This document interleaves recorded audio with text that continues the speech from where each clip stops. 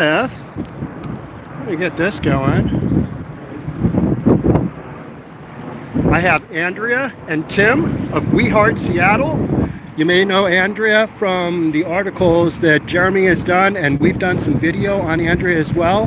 Tim, you're kind of the right-hand man at We Heart Seattle, and we're going to go down and take a look at whatever we've got. So where's our path? Well, there is a couple, but we're going to go ahead and start here. This beautifully restored slope.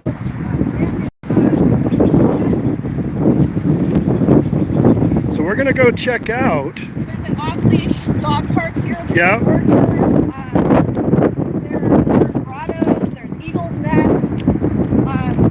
And a guy that's mining and logging. Mining for gold, diamonds, precious stones, and logging the slope to build his log cabin. In a critical area of Seattle Park. Well, this is a trail with families, pets.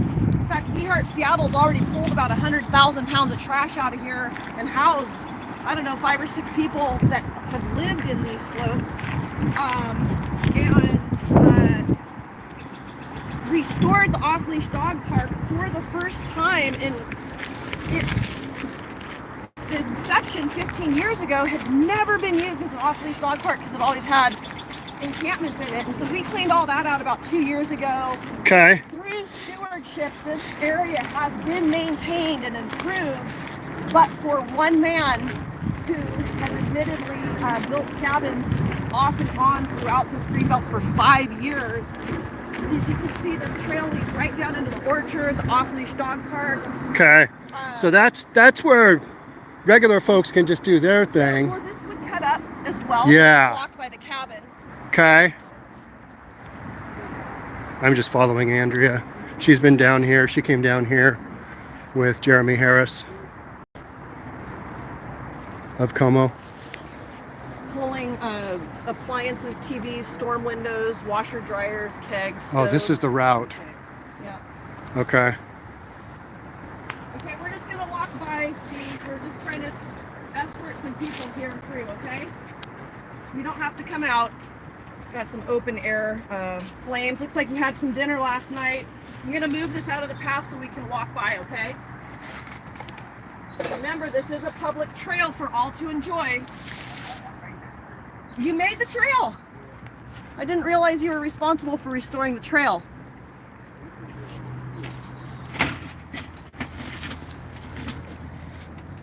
This is all from Lowe's. Okay. TVs, watch your head here. Okay. Nice job on the storm windows.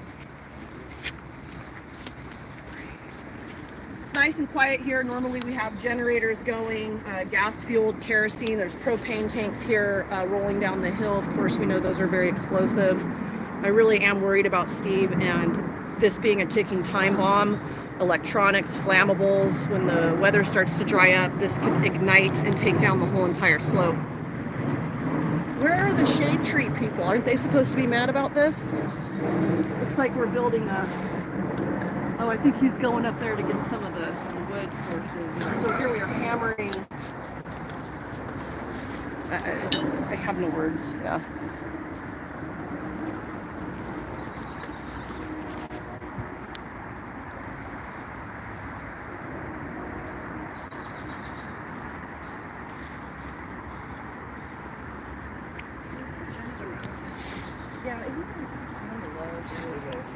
We're just kind of scouting out whether we're going to do a public litter pick here soon. So this is your urban trail that cuts through. Seattle Parks and Recreation did $15,000 of repairs after Reynolds borrowed the excavator. Right. I was out here shortly after that happened. And you know, this is single-handedly all of his, you know, garbage. And I mean, yes, we do some outreach, but primarily we are also, you know, are activists for the environment, for the safety of all, for the everyday person who hears the all-night generators, the excavators cracking down trees, and undoing thousands of priceless volunteer stewardships for this area. Again, there's orchards, off-leash dog parks. You can see this is where the $15,000 to $20,000 of repair was done after the excavator was pulled out. Because he tore into this. back. Yeah. And has doubled, tripled down on his quarry where he's mining for gold, diamonds, and precious stones. Yeah, let's talk about that for a second. So when did he come up with the mining concept? He's collecting all these rocks, and he's convinced that they're diamonds. Okay. So is he going after diamonds or gold? Both. Because I saw both in that. How about that New York Post article? You're famous. It's national. I had one of my coworkers from my day job say, "Andrea, what are you doing in Seattle?" And I'm like, "I work on the weekends." So. Hey, Andrea, congrats on going over 1 million pounds of garbage picked up. Tim and I have been doing this for 3 years. 325 organized litter picks every single week, sometimes during the week. 35,000 needles removed. 1.1 million pounds of trash. 12,000 hours of labor clocked. And you should put that on your website. Right, we do. We have a little ticker tape. Okay. And I know you have all the other stats, but I don't think you have the hours. I like that. Like how many hours? Yeah, of because that relates it not only to exactly, okay, so you've done 500 tons of garbage, but how much manpower did that take? Right, and I think the city contractors get like $450 an hour to come out and do encampment. And you guys are at 12,000 hours. What we do is we're on the slopes, which they cannot go on slopes, and that's why we go and fill those gaps where city agencies can't go. So I think that's the importance of volunteerism. We've done 250 community service hours in the past 2 months. Yep, we partner. We've done really good the past 2 months. We get free labor through. And so if people want to donate, they go to We Heart Seattle, and you guys have it all set up, you can right? Donate your stocks. You can donate cars. Cash, cars. Yep. You can put, turn in your Fred Meyer. Yeah. Coupons. Corporate serve match. We love volunteers. I'd rather have 25,000 more volunteer hours than $25,000, but still donate because we have to pay Tim and I. And insurance and trucks. And right. And you guys are doing this. Tim, do you have a separate job, or is this? No, this is full time. Your full-time gig. Yeah. And Andrea, I know you do. I still have. You're just hopping. I got 2 full-time jobs, and I do most of my boots on the ground on the weekends. Shout out to Fred Meyer Kroger. They just donated us a big box truck that we're going to co-brand. Oh, wow. We Heart Seattle, Kroger, Fred Meyer, QFC. To continue waste management through 224 and beyond. So shout out to Fred Meyer, sponsor. Yeah. And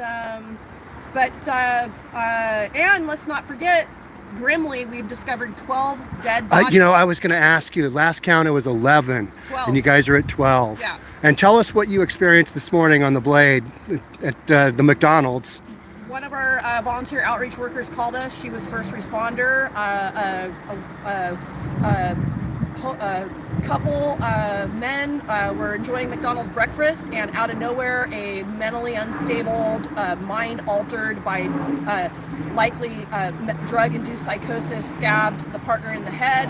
A mid-ambassador called 911 right away. Police responded right away. Ambulance was there right away, and Seattle Police Department caught the assailant just a few blocks away down in the train station and made an arrest right away. So the partner who survived, I just took him home and his belongings, and had a chance to talk to him, and he said, I just cannot believe how awesome our police department is, how compassionate they were. They responded quickly. His partner was treated, wonderfully, and all the bad press and stuff you hear about our police department, it was just really nice to hear him say, hey, they are doing awesome work. They're first responders day in, day out, dealing with the fentanyl crisis on our streets. But he got stabbed in the head by his partner. No, somebody else. Partners having breakfast. And a random person. Random. Okay, got it. Oh, that's brutal. In the head. Brutal. Rumor has it, and it's been supposedly confirmed by homicide, is that this person also stabbed somebody last night and got away. Oh. So this person's on a stabbing rampage. Yeah, Seattle is thriving.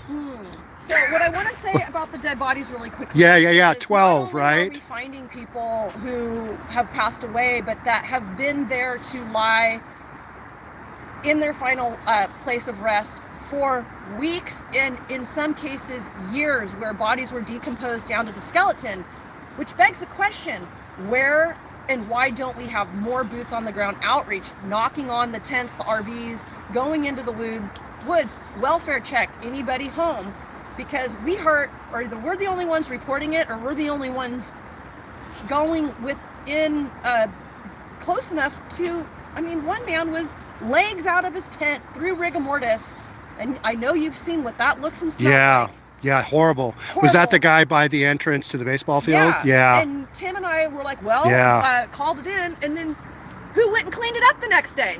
Oh. We did. Yeah, that is horrible. You know, horrible. Like, why are we the only ones cleaning up after the bodies are removed? Brutal. So let's go. Yeah, let's keep going. Story. Yep.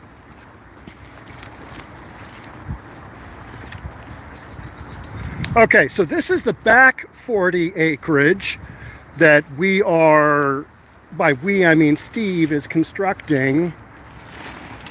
Is this what do we got going on here? This is his quarry here. He's been digging and Oh, this is the actual mining. yeah. So we've got open pit mining. That's literally what this is. Open pit mining. The excavator tore down through here this nice bark. Right. They laid the new bark. They planted the seedlings. This was a 15. This was the 15 grand right through here, Yes. right? Yep. Yeah, And then okay. as soon as he got out of jail, a few weeks later, he came right back down and popped this up and started digging again. And How mental is this guy? Tim, you want to touch on kind of your observations there? Like, is it drug induced? Is it? I think there's a little bit of everything going on. I think he's been using meth so long and has been awake so long at some point that this is He's maybe permanently psychotic. damaged him. Yeah. And he's still staying awake, you know, multiple days on methamphetamines. Okay. Going into psychosis and making his judgment calls and decisions based on those Yeah. things.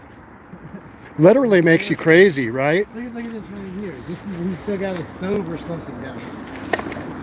Yeah. I mean, anybody that's got this much energy to drag. Yeah, that's a dugout stove. And he's burning trash and plastic. Okay, this is new. This is brand new. And you guys said there's multiple fireplaces, right? We're on top of one right now. Yeah. We've got a stove. Okay, so this is a hookup for a stove. Some kind of venting system. Oh, we're gonna go see it. We do outreach at We Heart Seattle, but this one we just got to expose how permissive the ecosystem's gotten here in Seattle that just allow this type of vandalism and destruction. We've offered him replace his documents. We've offered him employment. We've offered him housing. We've offered him treatment, a trip back home to Mississippi where he's from. He came out here to live and enjoy Seattle. And he's refused every resource, and at this point, I'm snapped. Yeah. I'm like, you can't just, so I'm just going to give up? Right. I'm like, where's law enforcement? Where's Yeah. Where's the mayor? So, okay, so that was one of my other questions, is Seattle Parks says that this is a police issue, yet it's in a Seattle park. So, Why doesn't AP Diaz call 911 and say there's a man trespassing on our park? We want him arrested for vandalism. This is not the down and out homeless guy in a tent. No. That's one paycheck away due to high rents. No. Built a fire. yeah, let's take a look at this. Okay, so what, all right, so This what's, is all new. what's in here? Craziness.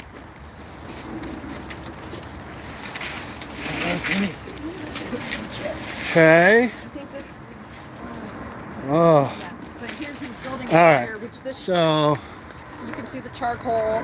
There's a stove. There's Oh yeah. pipes. Oh yeah. Obviously, ticking time bomb, flammable, erosion issues. I mean, I guess this. aluminum tent pole, I just. some type of handle. You know, There was one photo city in, policy would say, nope, this is a structure. You Yeah. can't take it down. yeah, for anybody else. But since he's homeless and he's just out here doing it, oh my gosh, look at this generator. Does that thing work? They still have running. There's one of them running. People are moving. One guy's giving up his residence. He's like, I'm out of here. I can't handle this anymore. I Right. would be remiss. We are in District 2. Who's the representative? Tammy Morales. Oh. Are you shocked?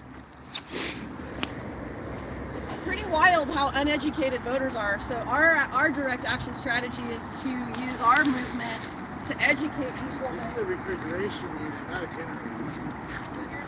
There's another. He kind of abandoned this, but this at one point was his. Again, So more. I mean, he's ready to fire up this. okay, all right. We've got a small stove here. Okay, so he could crank that up. Good Lord. I mean, this is literally just insanity with glimpses of being sane in between, right? Yeah, he's lucid and he's very, he's a Southern gentleman. He talked about it would be nice to have an apartment so he could have his lady friends over. He doesn't like to entertain down here in his cabin when I offered him. Well, I think that would go for all of us, but I mean, this is like the ultimate man cave ever, I guess. But, unfortunately, what the hell is this pipe thingy? Is that a catalytic converter or what is this? That's from a muffler system. Muffler? yeah, that's a muffler system. Those are for like headers, I think, right? I think so. Mechanics out there, let me know in the comments. Yeah.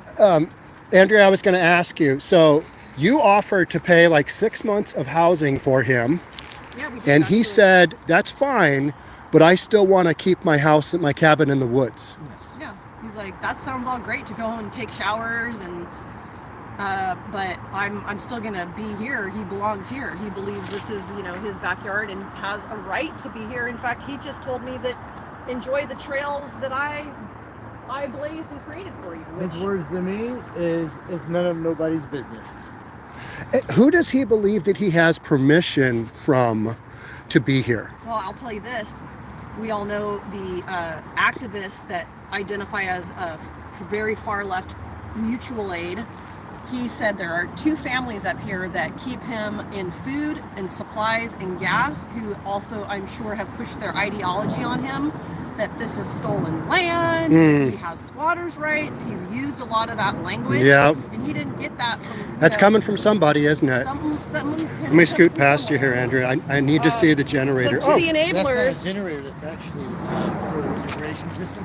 like, how the hell did he drive this down here? That's for- I mean, What is this? A pump? This is for, yeah. That's a pump. That's a refrigerating massive water. Yeah, pump. so this goes through here, refrigerates water.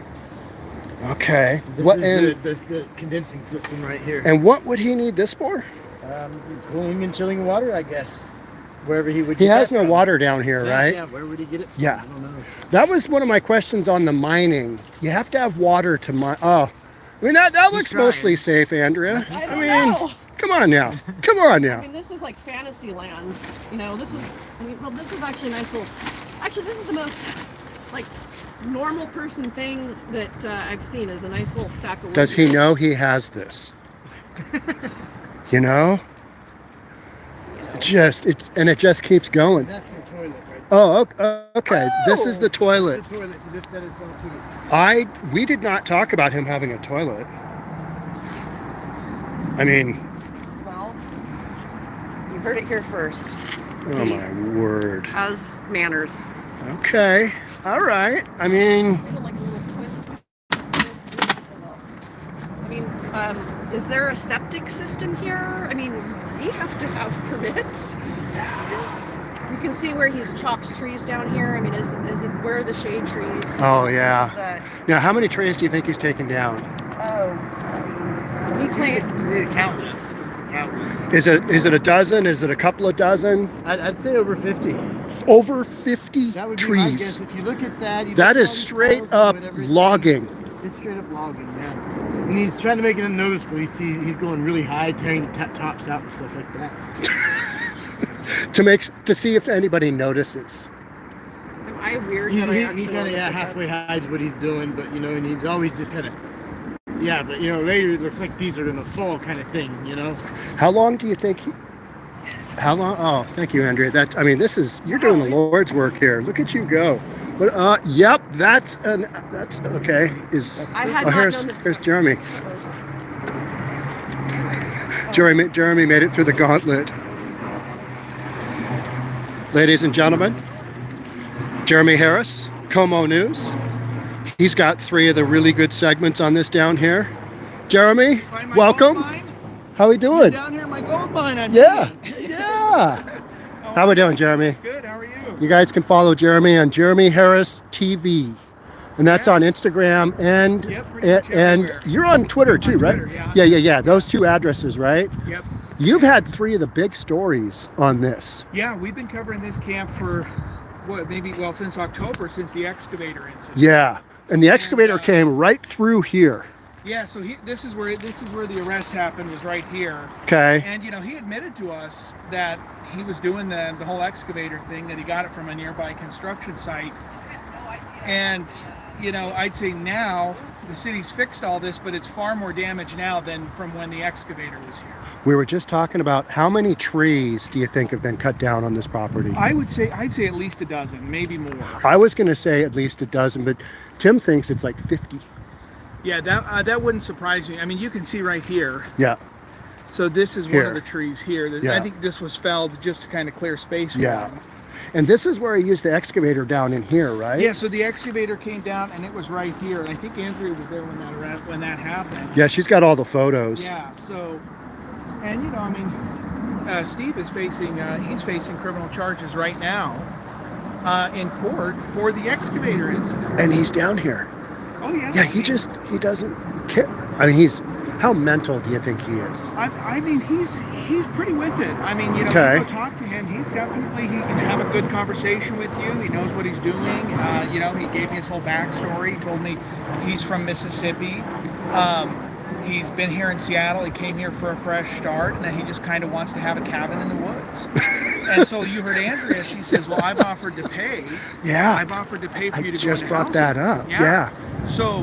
And he just wants to keep his cabin in the woods. Well, he says, even if I were to go in, I'd want to keep this place. Okay, I mean that's reasonable, isn't it? I mean, he's got the title and everything, right? So, and I'd love to see him. I mean, clearly he's got skills. I mean, this is not somebody who does not have really good skills. I mean, he is talented. He can get an excavator here. That's way more than I could do. He can operate machinery. He can operate machine on a slope. Right.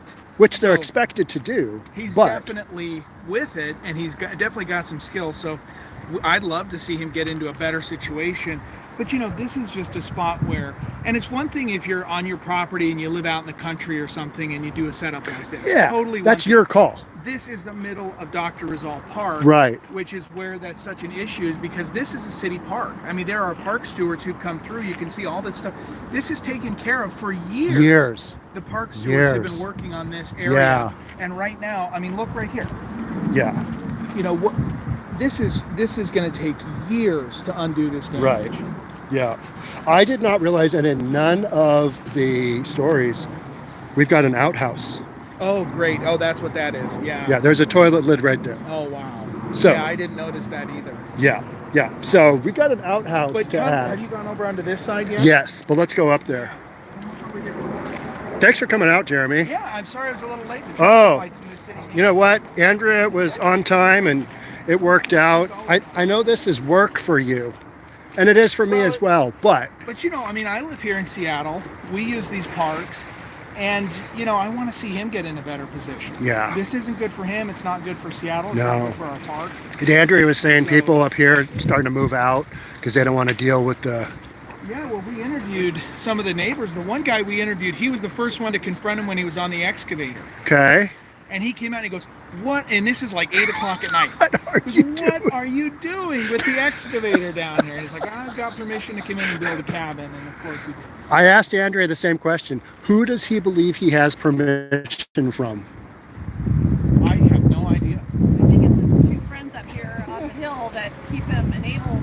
Yeah. Enabled with their own ideology that this is stolen land and he has the rights to squat here. I do wonder where the Duwamish tribe is. This is, land stolen and, for all to enjoy now. And how do they tolerate that, this is a disgrace, how we're treating Mother Earth. No tribe that I know of would stand for this type of destruction under any circumstance. Right. Meanwhile, Seattle's worked up about gas-powered leaf blowers. Right. And God forbid you have a leaf blower in this city. Unsanctioned output toilets, generators, kerosene, propane, multiple wood-burning stoves. Yeah. Some kind of mining. We've got we're calling this open pit mining. We were talking about that. Yeah. And look, this mulch right here, this is what Yep. the city just put down. Yeah. So if you would have come here back in November, this was not here. And planted The these city seedlings. came back Okay. and planted the mulch. 15,000. Yes. This is your taxpayer dollars Right. at work. All right right. here. So this is where the 15K went to. Right here. Right. And So- and this entire bank up here, because it was ripped apart. This, and you can actually see, I mean, this was a lot of damage done from the excavator tires, or from the tracks that came down. So the city put in all this mulch, the Parks Department paid for that. They tried to shore up the hillside, because again, there's a little bit of a landslide risk here, especially with heavy rains and stuff. So they did their best to rehab it, but now, I mean, we're looking at what's going on here. And he's mining. He's literally mining. Oh yeah, he has a bag of rocks he'll show you, and he's convinced that this is that there's going to be gold or diamonds or something down here. Right. Maybe both. But, and I got to tell you, we had one of the park stewards take us back over here. This scene that you're seeing here is going on pretty much on this whole green belt. This is not the only one. This is not He's it. I think he's pretty kosher compared to some of the other camps that are down there. Okay. The one where we had the SWAT raid, where they were going in, found the guns, they were going after the fentanyl dealers. Oh, that was here. here. Oh. So this helicopter video we have of the SWAT raid going in through that camp, that was right over here. Okay. So All right. Where it's a little bit more level over there. it is, over- and it's right up next to the highway. Yeah, And then there's okay. also a trail that goes under to the Dearborn side. So all those camps were kind of connected through a network. So, Yeah. you know, his camp, in terms of like criminal activity, I'd say this is probably not much. Right. And, you know, this is probably safer than some of the other camps farther down. But this is not the only camp like this in this East Okay. Squamish trail. Right. Yeah. Yeah. And you go down there, I mean, there's some stuff. You know, I feel safe coming in here because we know him. He's pretty Yeah. safe. I would not go down into some of those camps. So how long have you been interacting with Steve Irwin, the dude doing all We this? just met him this week. We Okay, that was Friday? Yeah, we covered Yeah. him before, but we hadn't gone in and talked to him because Yeah. we hadn't kind of really Felt him known out. him. Yeah. So that's where Andrea was critical. Yeah. 'Cause she actually Yeah. went in, made contact Yeah. with him. We went in and started offering him services, taking care of him a little bit. So then we felt more comfortable coming Yeah, in. And, totally. you know, he's And I'm really thankful that Andrea Yeah. and Tim were able to come today. yeah. Because they've got the rapport. Obviously, you have rapport as well. Yeah. But me just coming down here, hey, so I hear you're mining. Right. Okay, yeah, don't but you go giving ahead, them a little I'll bit follow of you. warm up. Go ahead. Jeremy, I think it's important to know that there's no parking. No parking. There's no yeah. parking. And it's clear there's no parking in here either. So, but you- there's that extra boot. There it is. One of the things the park stewards told us is they said some of the camps, I don't think this one is, but some of the camps will have things like booby traps Oh, and the entrances to it. God, and could so you the imagine? park stewards said they are very concerned. They would never bring a volunteer group down here to clean or anything because they're not sure of the safety, and they have found sort of booby traps on camps before. I don't think that's going on here, right. but that is certainly a But we do concern. have subterranean venting for a wood stove Right. Yep. in a park, Yeah, in the city park. in the city park. Yep. Yeah, that's something. Yeah. And just look how down all this stuff. Yeah. I mean, this was a Yeah. few months ago. This vegetation was all. I mean, this was all covered in vegetation, stable Right. outside, and that's pretty much gone. Do you need a stainless steel toaster? You know, I don't need one. I mean, but- it's got a small dent on it, but other than that, I mean, it's looking good. And so I was doing research last night, and in one of the photos on your story, your main story from Yeah. Friday, we had dryer vent, we had a tank of gas, we had exposed electrical wires, Yep. we had propane tank, Yes. all visible within probably a 5-foot section. Yes. Yep. Yeah. So just And when you see those big explosions, you know, and the big fires that we cover, and we've covered fires down here before. yeah. That's kind of why. That's why. Well, I was telling you that, my fans love a good explosion. The Harbor View one, you know, that one, according to the witnesses, was intentionally set. Yes. But, And nobody believes me on that. That it was a Oh, fentanyl dealer that Yes. set that. well, that's not us saying that. That's the witnesses telling the investigators that. Okay. All right. And we actually have the body camera video of people running out of the camp screaming, "There's bombs! There's bombs!" That is insane. Yep. All right. So we got some firewood here. We got a, how many scooters do we have? A handful, right? Uh-oh. We've got umbrella. Random clothes. There's even more. I haven't gone down there. It almost looks like there's some PVC piping down there. His camp is over here. Yeah. I have not gone down there. Oh, there's another scooter. Oh, yeah. Garbage. Just, toss your garbage down the hillside. It'll be fine.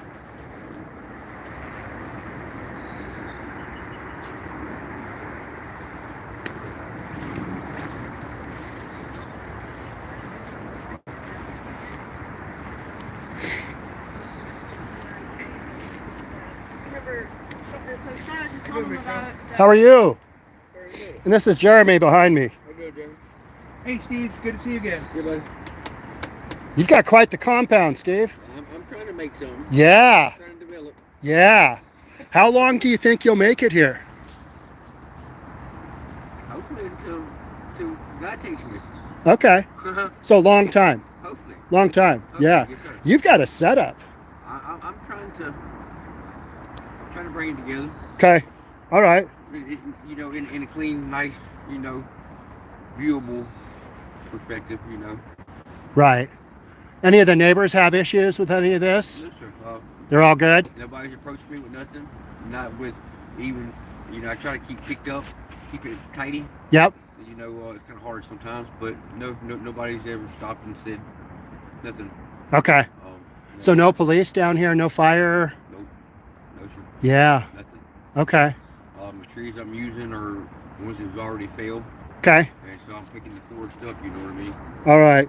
So this is the dead wood, you're saying? All the dead trees, like Yep. Okay. Why are you hammering though the 2x4s into that one, bud? That one, that kind of makes me sad. What are you doing here with the 2x4s? Nailing that into the tree. Oh, we're talking here. Oh, that was like a ladder I had my vacuum cleaner. Oh, it was a ladder? I had my vacuum cleaner sitting on top of that cage, and I put 2 steps where he could step in to. Any chance we can see inside, or are we a no-go? I mean, Let's check it out. And if you don't want me to, I understand. yeah, I really not. Okay, that's fine. I'm trying to remodel. Okay. Yeah. 5th form of fuel.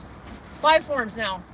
All right. I feel like you're going to catch yourself on fire with this wood, your wood stoves, your propane, your kerosene, and your gasoline. Aren't you worried about combustion? No?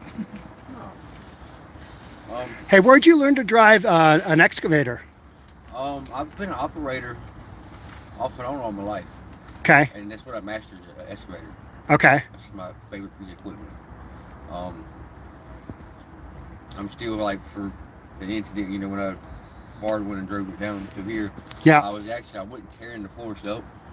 I bring it down to pull out some weeds and make a little pad. Right. I wasn't trying to damage the forest. You were making your platform for the foundation. Yeah.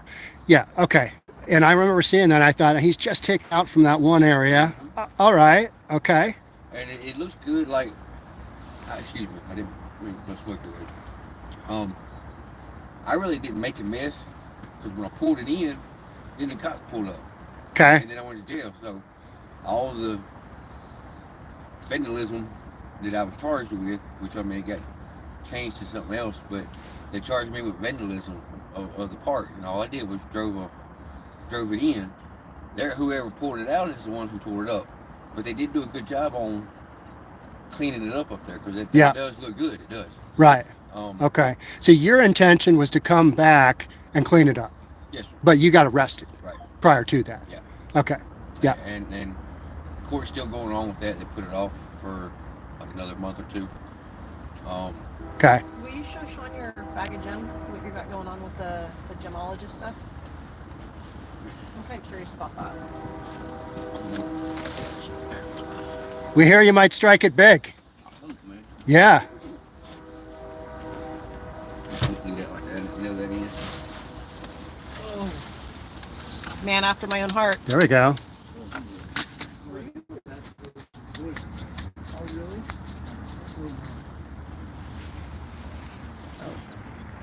Sixth form of.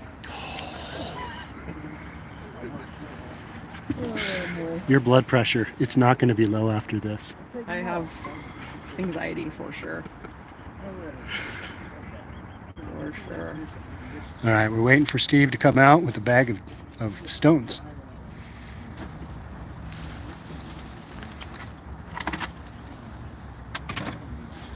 Had ribs last night for dinner.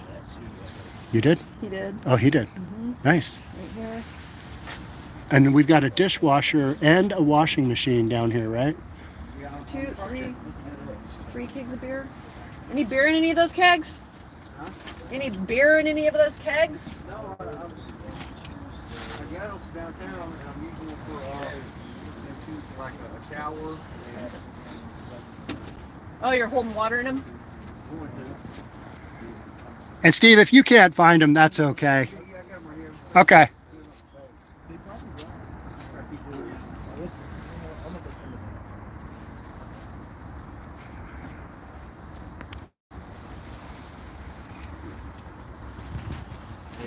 That's what the dishwasher's for. Cause see, like right here where my stove is, where this little thing is, I got the dishwasher, my kegerator. Can I peek in there? Yeah. Without going in? Yeah. Yeah. I'm gonna pull this back. Okay. And set that up there, be my stove and Okay. my dishwasher. But for the dishwasher, you need water. How are you going to get that? Store it in them keg tanks. Okay. All right. So you're going to bring it in and then draw it down like gravity feed to the dishwasher. Okay. Got a lot of oil here. That's the generator. Okay. What do we think that is? Other than a rock. Google Lens says it's a diamond. Oh, okay. Raw diamond. Huh. No. So you just got to crack that open? Polish it and do something with it. Yeah. That looks like a dinosaur, don't it? That kind of does. Like a... Because it goes in the ground like that. You're not wrong. Yeah. Huh. Okay. And these you've been collecting from the site all in one area, or? Here and there. Yeah. Okay.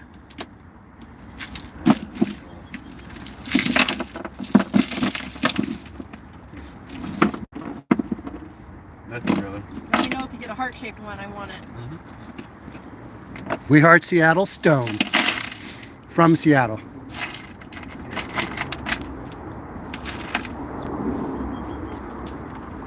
Those are pretty clean. So you've already washed them once. Washed them once. Yeah. And they been in my bag and just messing around. Okay. But I really don't know much about. I'm learning as I Right. Yep. Google. Google's your friend. Yep. Steve, how long have you been out here? How long have you been in Seattle? I've been here 5 years and Okay. been on the street ever since. Where were you from originally? Jackson, Mississippi. Okay. Okay. And how do you like Seattle? It's all right. Yeah. It's a whole. It's a city to itself. Yep. It's a unique city. Have you spent any time in Portland? No, sir, I haven't. Okay. All right. I'd be curious to know what you think Portland. You've been here for 5 years and you've been on the streets for 5 years, is that right? Yes, sir. Okay. And what gave you the idea to come in here and kind of create your own domain? Well, when I started, like as far as the gyms and stuff, I dug something up and started finding things, and I was like, oh, these ain't your average rocks. This ain't something you just find on the side of the road. And I was like, and it kind of inspired me, you know. Okay. To start digging. Yeah. Now, when you brought the Not excavator, really digging though, I mean, 'cause it's all within. It ain't like I'm digging a massive hole or nothing. Right. You know, so that's something I was going to clarify. Somebody said online that you were mining with the excavator, but that was only to dig the foundation for the platform of your housing, right? Yeah, it was not. You were not digging into the earth with that for the purposes of mining. All right. I think it's good to get those things clarified. and I was trying to get me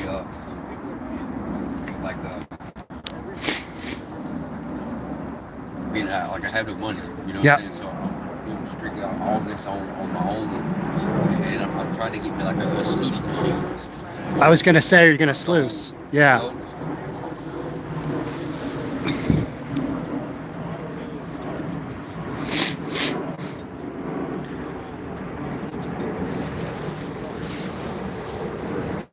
For gold. Okay. All right. All that. Okay.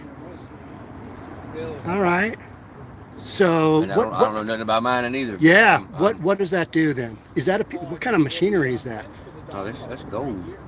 But I mean, what is this? It's like a steel cap. Yeah, for something like a pipe. Something, yeah. Yeah.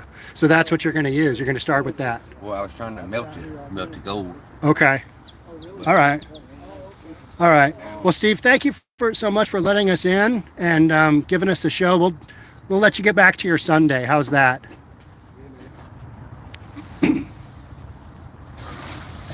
Thanks for having us. Yeah. Yeah, much appreciated. Yes, sir. Yeah, take care. You have a great one. Yeah, you too. Yes.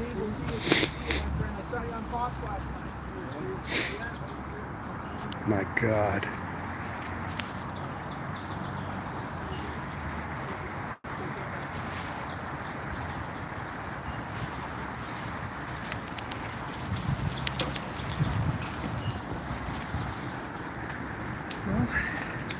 This is it. Yeah, I kind of want to continue down here. Yeah, go ahead. Thank you, Steve.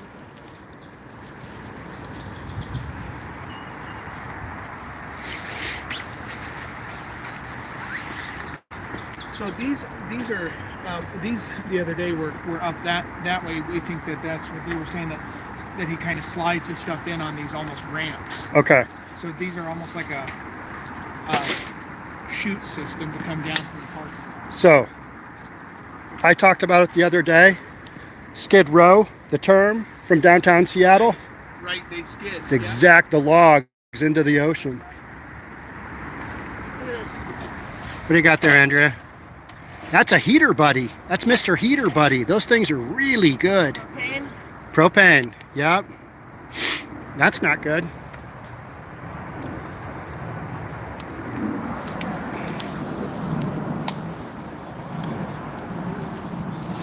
Can't hide the problem anymore. Got some other people living down there.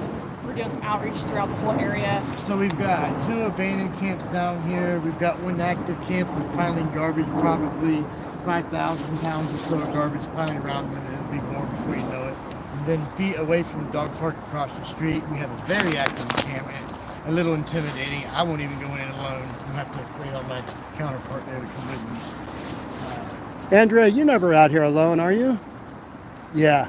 Not too often. No. Yeah. On and off, case by case. Right. Okay. Depending. When did you come meet him? The excavator day? I was first responder. I actually got here before the police. When the neighbors were like, we've literally been waiting for an hour. He's tearing through the park. We can hear the trees coming down. It was a Saturday night. No Life Andrea grabs her truck, comes down. All that footage is mine. All of the Right. No Life Andrea. Sure, I'll be there. You bet. Right down. I got nothing else going It's on. more interesting than Let's go. TV. I mean, you can't. I mean, really, this is. So here we have some folks that are going to come use the trail. Okay. They're bringing their dog down, it looks like. Yep. So, and you can see the work the city's done. This is a very active trail. It goes right down to the dog. Yeah. Oh, yeah. Watch out, Hello. there's exposed hypodermic drug needles. So your dog. In fact, the woman who's a steward Thank at this you. park, her dog Hank did step on needles in the off-leash dog park and had like a major injury, and that was what provoked her to call WeHeart 2+ years ago when we restored the off-leash dog park, and it stayed that way. It never once was used because it was always full of cans and trash and needles. So it's hard. It's, I had another reporter ask me yesterday, like, do you just want to give up? And to be honest, the maniac in me is just like, I'm getting burnt out. It's like, I need support from voters. we need the voters to What can come out. people do? Vote, educate yourself, come out, look for yourself. I'm not making this up. I'm not conservative talk radio twisting stories and creating lies. This is my own all practice, no theory, boots on the ground. I'm your card carrying Democrat, disenfranchised, old school liberal that's saying this is not what anybody stands for. This is a public safety crisis, an environmental crisis, and a homeless crisis rooted in addiction, period. Yeah. Yep. And so vote for leaders who say that out of their mouth. And the voters that keep voting in the same people, what would you say to them? Vote for change. Come out and educate yourself what's working and what's not. Come look out your window. Come meet guys like Steve and get their story and hear that they come to Seattle because it's permissive. It's a no rules playground. They won't get arrested for their open warrants. The services and it goes on and on and on. So again, I didn't hear this from anyone. It's my own dirt on my boots that has this perspective, and we need to come out and vote. And not all Democrats are alike, not all Republicans are alike. I had a very old man. I asked him who he was going to vote for in the election, an ER doctor, in fact, retired, and he goes, "Oh, my wife's got it handled as long as we're voting for Democrats." And I said, "But we're nonpartisan. Everybody's a Democrat in Seattle on the ballot, and they're wildly different on their position around policing." That's been really noticeable with the new council. And it's like, Steve, are we in your way? Are you coming through? I don't know where this come from. Oh, like okay. The shreds and shit. I just no pulled it idea. out right here. Just to let them know that it's not me. You know what I mean? All right. It was right here in the fringe, so Okay. just be careful. You got it. Yeah, I put it in this bottle to keep. Yep. Yeah, it's not Yeah. me. Okay. Yep. Sounds good. Sounds good, Steve. Thank you. But that was kind of my aha moment. I was like, right.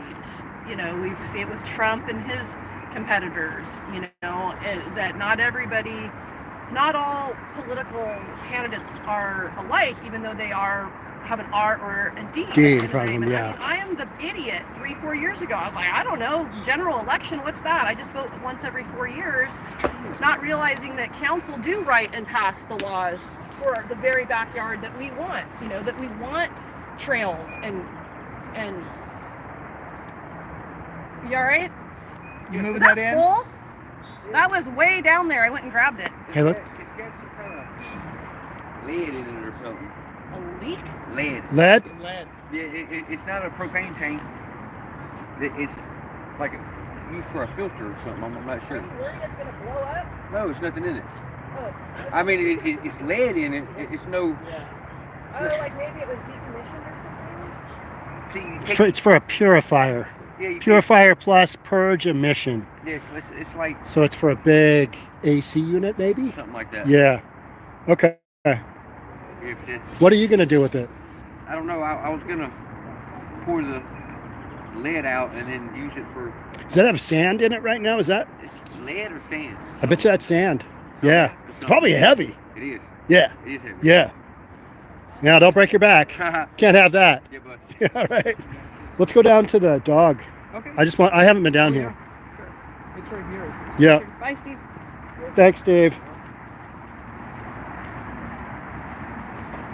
This is so trippy, Jeremy. Being down here? Just knowing that this is going on while people are walking their dogs. Well, I mean, like, this is a snapshot. Yeah. And I say, Rizal Park has one of the best views of Seattle Yeah. in more ways than one. This is an extremely good view of what's going on. Oh, it's like a microcosm of. Yep. Wait a minute. Sorry, Jeremy. Oh, yeah. We've got the no camping, and yet here's Andrea doing her thing. Welfare check.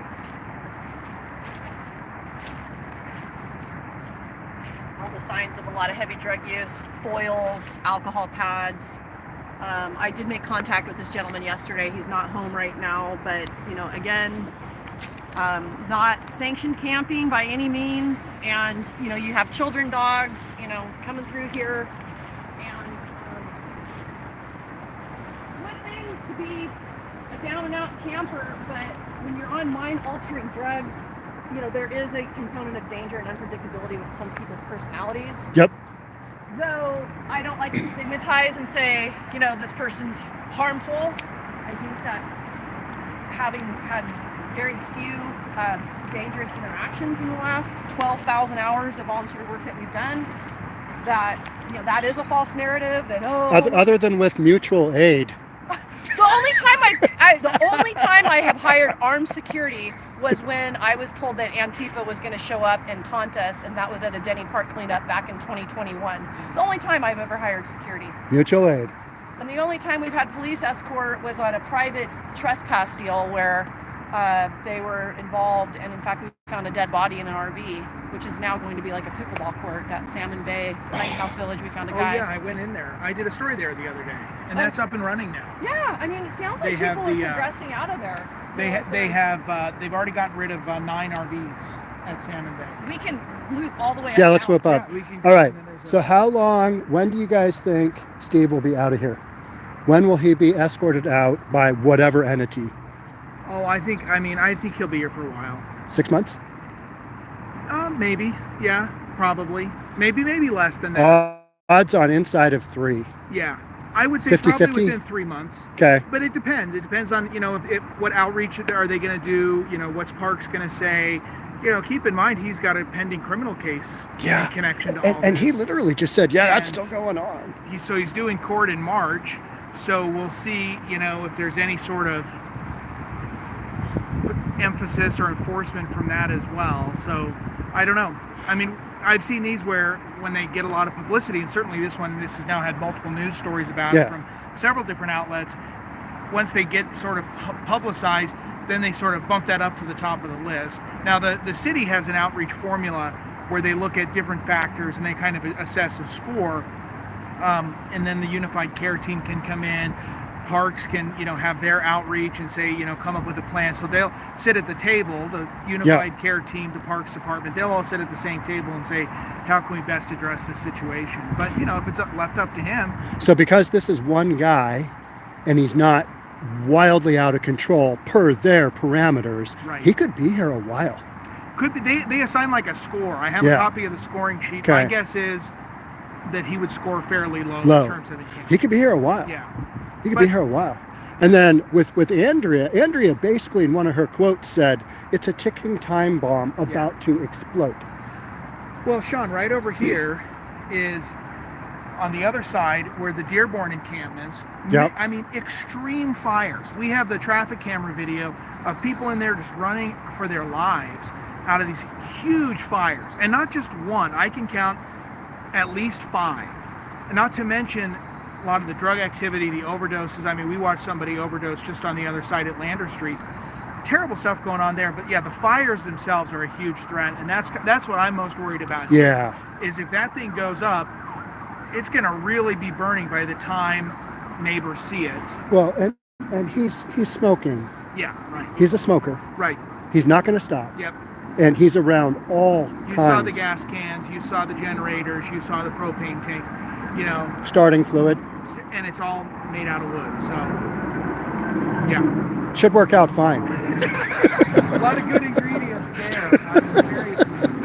And I'm concerned for him, you know, and he probably has a family, he probably has people who really care about him.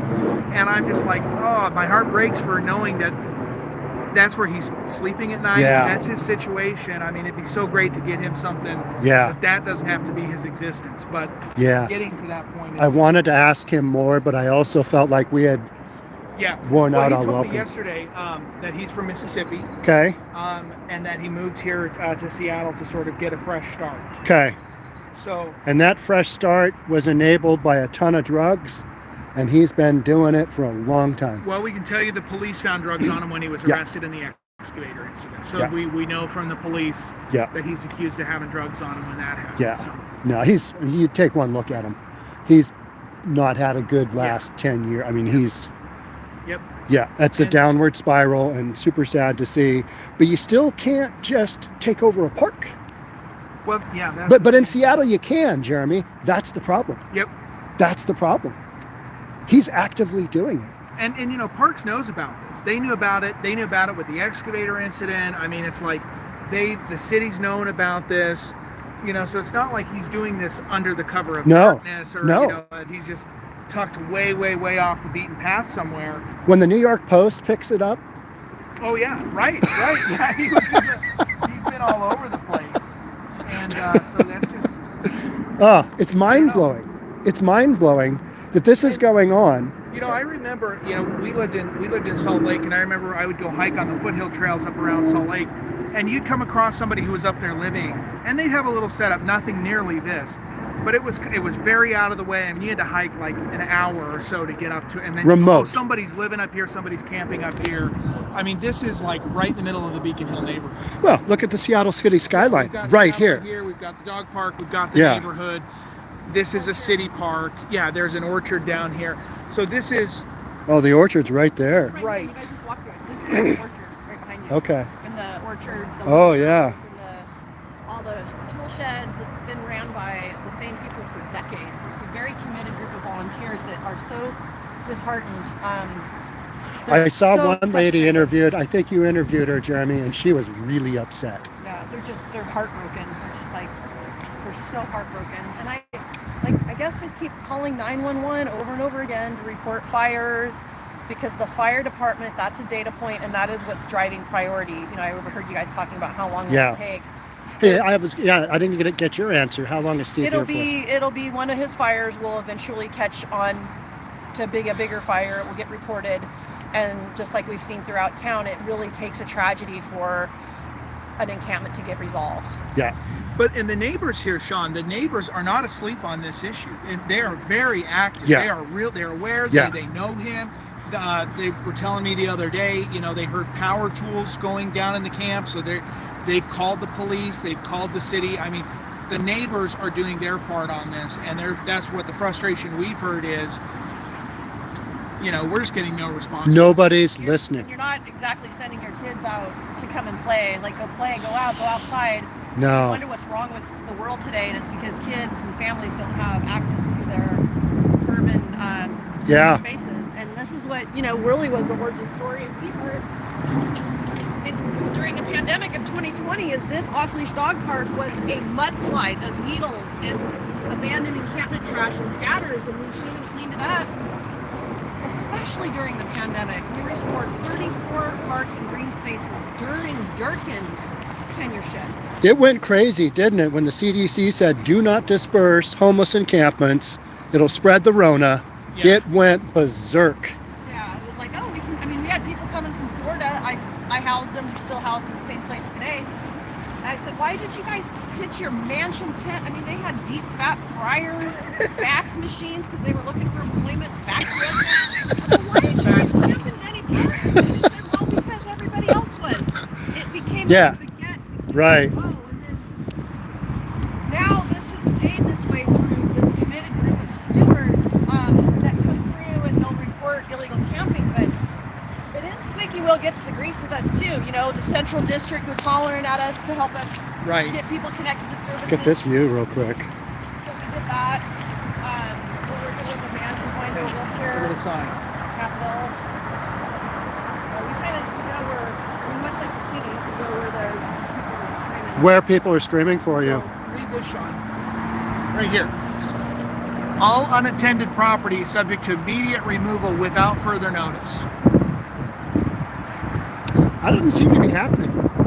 And it's right there. And these signs are posted on the park entrance. You know, I saw them up top as well. Yeah. And here's our stadiums right there. Puget Sound right out there. From up top, I mean, these are incredible views. Oh, Rizal Park, if you've not been here, I definitely recommend coming and checking it out. If you want to come watch the fireworks shows, if they're doing fireworks or something. I mean, Rizal Park is just a gem. Right. A gem. But I had never been here before this story. But you come down here, I mean, this whole area, and the people who live here are just awesome. I mean, the Beacon Hill folks, we've interviewed them a lot. And we're not far from Little Saigon and Chinatown, the International District. But the amount of just problems from here. I mean, right over here is the Navigation Center. A guy was murdered outside the Navigation Center like 2 weeks ago. Okay, that's where that was. 12th and Jackson. 11th and Dearborn. I went down Yep. to a shooting. We were actually up here for another story. Hot shooting came out at 11th and Dearborn. And we go in there. There was a shooting in an encampment. There was a guy who was killed on those stairs a couple years ago. So this area is just, it's like... Why do you think 12th and Jackson is so bad? I mean, I think it's been that way for a long time. Yeah. I mean, far before I came to Seattle, when I got here, I remember they took me up here. They're like, this is where a lot of the drugs are coming from, and sort of one of those This and the Blade. notorious, Third so and Third Pike Pike Pine. and Yeah. Third and Pine, Third and Cherry, Third and James. Yeah. So 12th and Jackson's got a lot of long-standing problems in the city. You know, they've been trying. I mean, they've been doing more enforcement. They put the mobile precinct down there. The bus shelters have been taken out, and it's just still It's a mess. Yeah. And It's a mess. It's dangerous. Yeah, right. Yeah, like the Blade. I mean, you don't want to go there at night. Well, we just had a stabbing this morning at Third and Pine. That's somebody was stabbed down so there. So Andrea took that person to. Oh, she was really? there. Oh wow. Yeah. Oh my God. Stabbing in the I'll head. ask her about that. Yeah. Head. Heard that, stabbed in the head. Suspect sounds like he ran down into the train. So yeah, those sort of problem corners, and certainly this area has those. And they have been that way since the 70s. Yeah. So it's like, we'll go find Andrea. Yeah, we'll gotta get up to her. But you know, this area too, you know, they called it the jungle. There was the large jungle encampment, which was on Dearborn, which everybody remembers. But, and I like to say these encampments sort of get a life of their own. They really do, and they have camp leadership. They have, you know, folks who are sort of operating these camps. We've heard from people who say that they have to like pay to stay in some of these encampments as well. You can believe that. Why? So they have to say, well, you want to stay in our camp, you know, you need to right, pay you're going to have to pay. Yeah. I have been hearing more and more stories about sexual violence and women in these camps, like massive epidemic. You know who told me about that concern was some firefighters. Okay. That's where I talked to a lot of some Seattle firefighters, and they're like, that's really an issue that's not getting the coverage that it should. Kevin Dahlgren covers it, but he's had some. Right. So, but it looks like he's back at it. Yeah, I don't know him. So yeah, okay. I know of him. Yeah. But I know that is a big issue here in the Seattle encampment, that's for sure. What do you think we have going on over there? I have no idea. It's like a. It's some sort of a cart. Yeah, it's a cart. So yeah, this structure right here, you can see this from I-90. Yep. There's one down here. It's a 2-story structure. Such a beautiful sky. Rock throwers. A lot of the rock throwers were right in this area. Is that where they were? And that still is an issue. I think it was worse over the summer. Okay. But we've got a lot of the reports from the state patrol, and they'll say, you know, people coming up over a wall and hucking a rock and that sort of stuff and running off. So into a car doing 75. We had an Uber driver. He's running Uber, and somebody threw a metal pipe out into the road, and that was right over here on I-90 at Rainier. Throws a metal pipe, and it went through. It almost killed him, but it did put him in the hospital.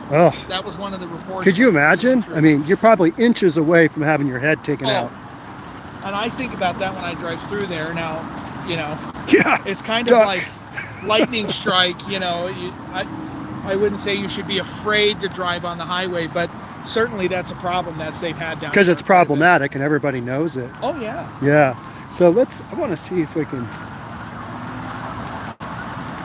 because this is Interstate 5 right here. This is the I-90 I-5 interchange. Interchange. Let me get this gate for you. Yeah, perfect. Thank you.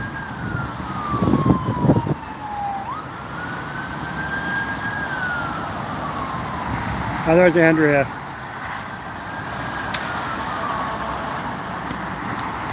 She's probably doing more outreach. Yeah. She doesn't stop.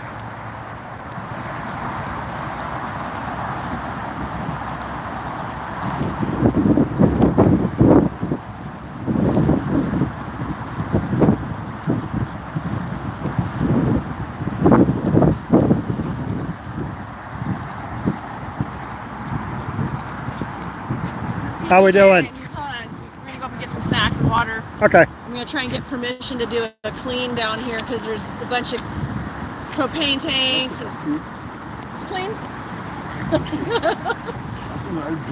To be honest, if you actually came to my house, it's not clean either. But we're gonna go down and just get a But we can meet up top. And what's your friend's name? So when he's home, I know who to ask permission to do like volunteer event.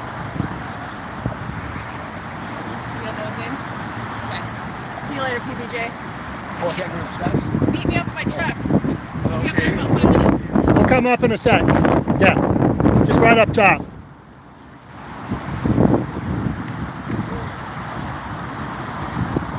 Thanks, William.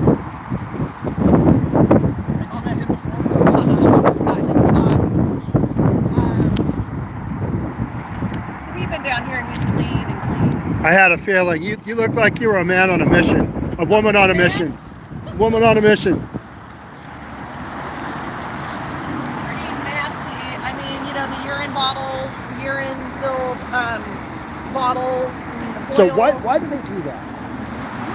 I've heard they drink it sometimes if it's laced with fentanyl. There's some urban legend around that. Yeah. I don't know why you wouldn't just pee in the woods, but maybe there's some state of like, I don't want to pee in my home, and so they put it in the bottle.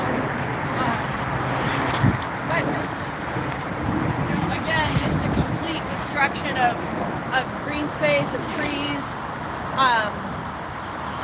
You know, normally I would see needles everywhere, but obviously everyone's smoking fentanyl. You don't see it so much anymore. Yeah, a couple of years ago, this would have just been littered, right? Yeah, and we have picked up those 35,000 needles, you know. Right. But he's skedaddled. He says no one's home. I think this is just kind of a revolving place where people come to use, not necessarily live, and that's like a big misunderstanding, is that not every tent is a home.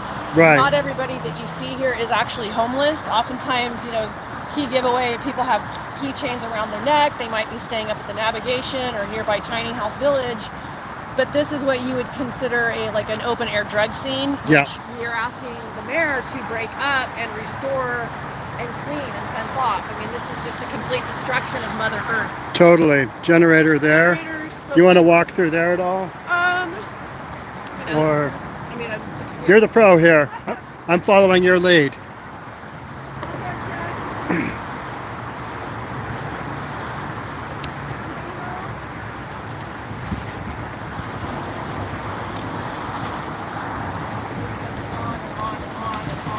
Mounds of trash.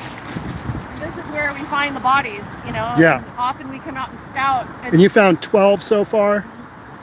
One man all the way down to his skeleton. That was the one that was the garbage from 2015. Dexter. Yeah. Terrible. Anybody home?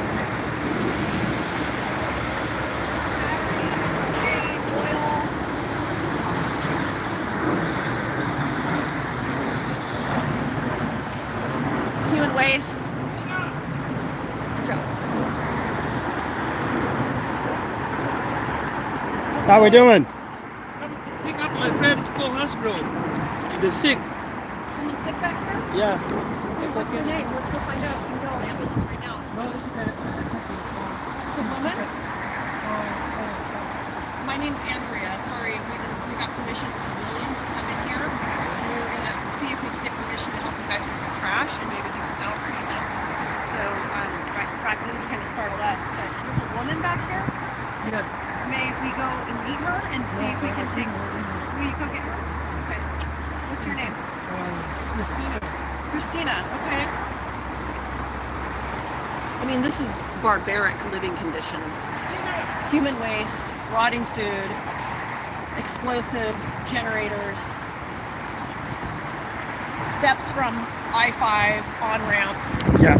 This is literally I-90 eastbound on I-5 right here. I-5 is right there. You can smell the gas. Oh, I can actually, right smell now. the gas. Yeah. So, thanks a lot, Jeremy, for giving us a heads up, man. We got people coming in hot here. Jeremy's dead.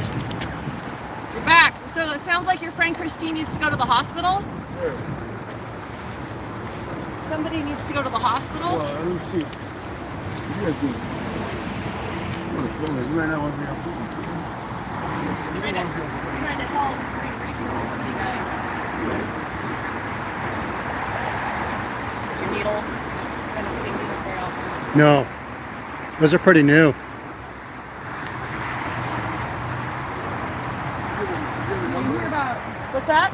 a number? Or just Yeah, call sure. you? Sometimes it could be good times, it could be bad times, you don't know. Hey, there's just a lot of rumors around women being kept against their will, sex trafficking. That's the delusion of them. I know that because I work with them, and it's like, I'm like, what do you mean this is going on? I said, go to bed. Go to bed. Yeah. Don't stay up for 20 days and say that someone's after you. So Someone's doing something. it's like It's meth-induced mostly them. It's a psych. Most of them, I say, how does a girl get raped every day, a week? Once a week. I mean, don't you figure out like carry a taser or something? It's not, it's them. I actually tend to agree with you that I think a lot of that is psychotic, hallucinating, paranoid. And say, hey, I'll solve all your problems. Go to bed. Go work. Is Christine? Can you Is just- somebody in the back, maybe in that back house? Is she in there? There's no one in there, man. Yeah, Christine. He said there's a woman named Christine back He's going to take her to the hospital. Oh, that's comfort better. I'm going to go find Jeremy. I'll let you. We're out of here.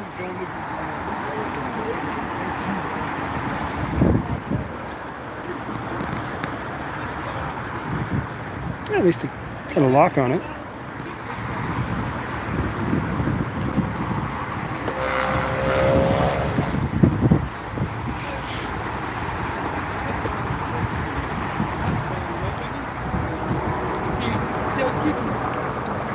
Did you find her? Yeah, she said she just needed to check.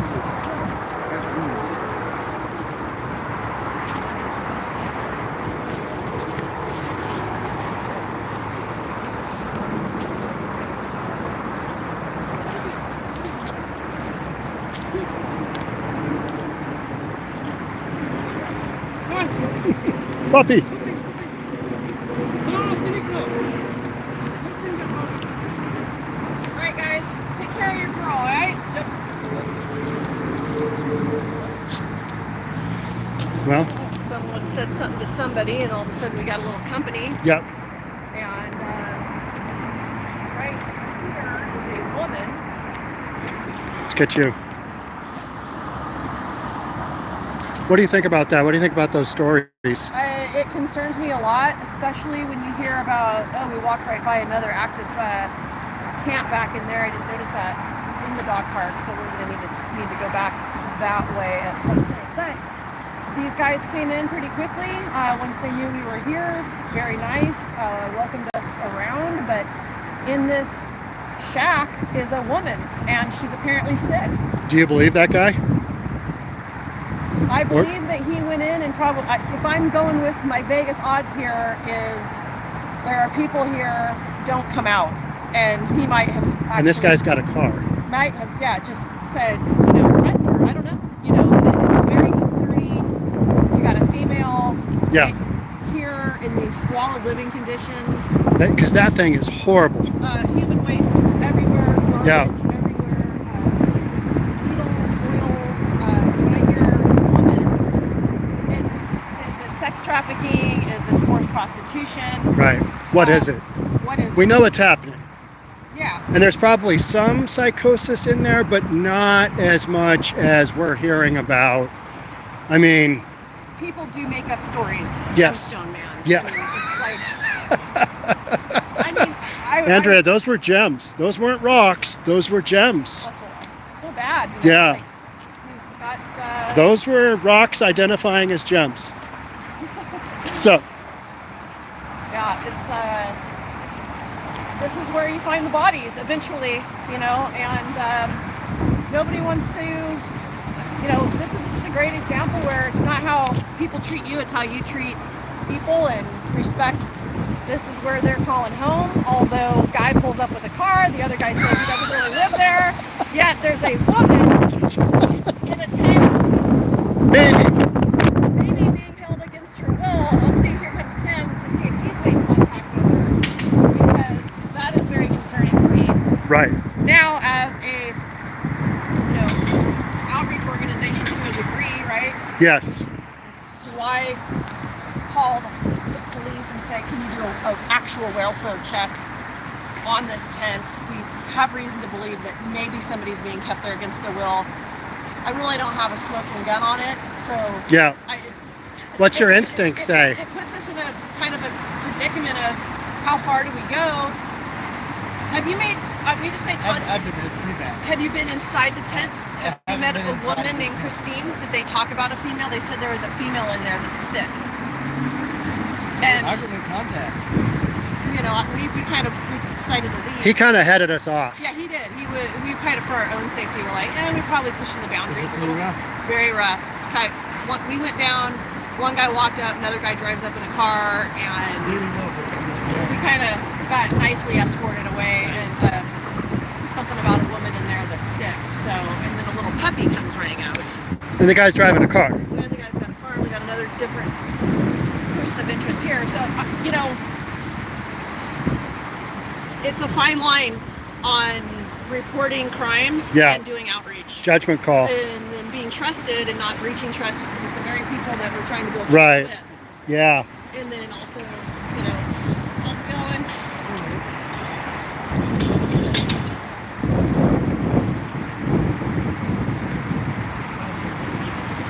He just kind of goes, oh, she's sick, she's coughing.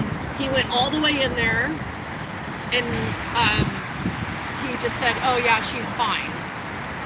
She doesn't want to come out yet, but led us to believe that there was a person back there. He clearly does not live in there. There's no way. I don't think No. anybody's... We got to do dailies because there could be something up here. This one I'm not going to be able to sleep through the night not knowing that we're going to have a plan for her, and whether it's calling the police and saying a couple of men, rough conditions.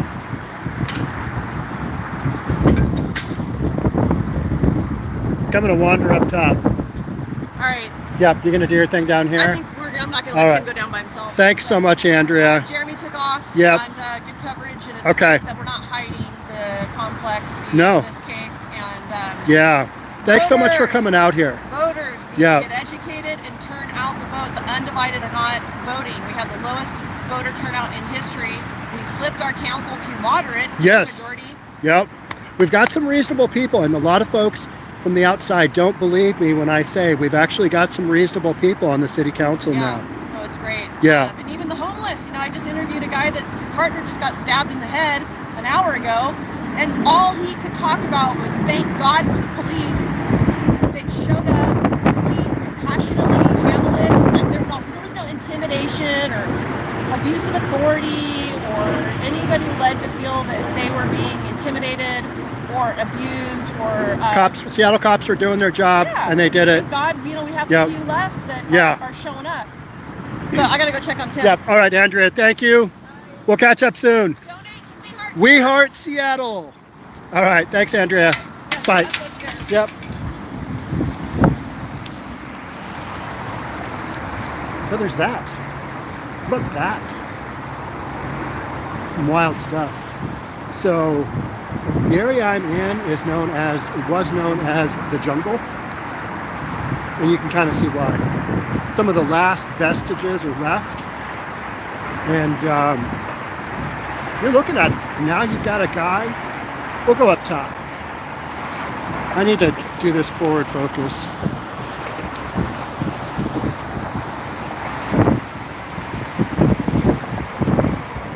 Real estate wannabe YouTuber falls over, breaks leg while live streaming.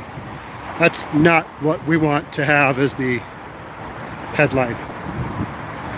So let's get up top, take a look, see what's going on.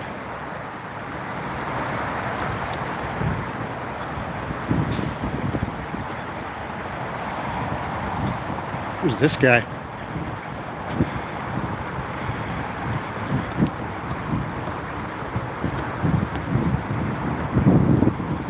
How are you?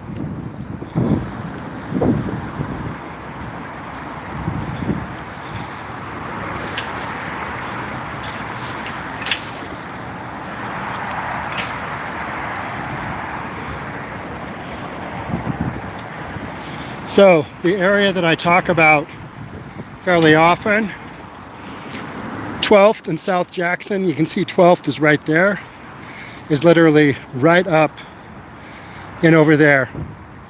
One of the most dangerous areas in Seattle, next to the Blade, which is Pike and Pine on 3rd Avenue in downtown Seattle. So this is the International District down here. And you have violence right there. It is absolutely wild. So invariably you can see the blue tarp down there. You've got people all over there just camping out. You can see some of the tents. They get cleared out, they come back, they get cleared out, they get come back. And those streets right up there, there's some outreach up there.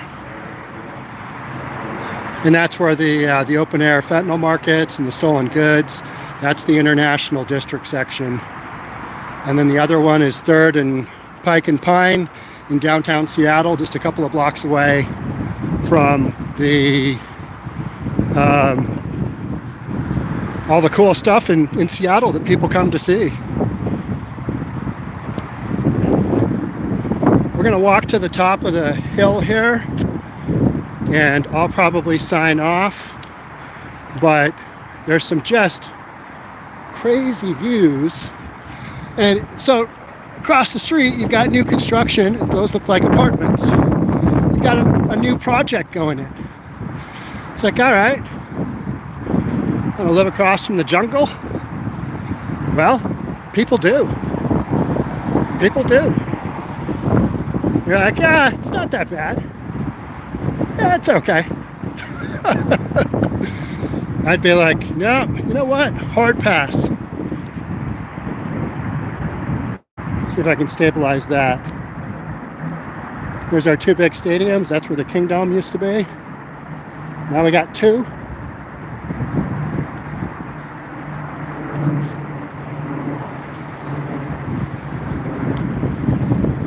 Smell weed. Somebody's smoking weed right here. Which, not shocking.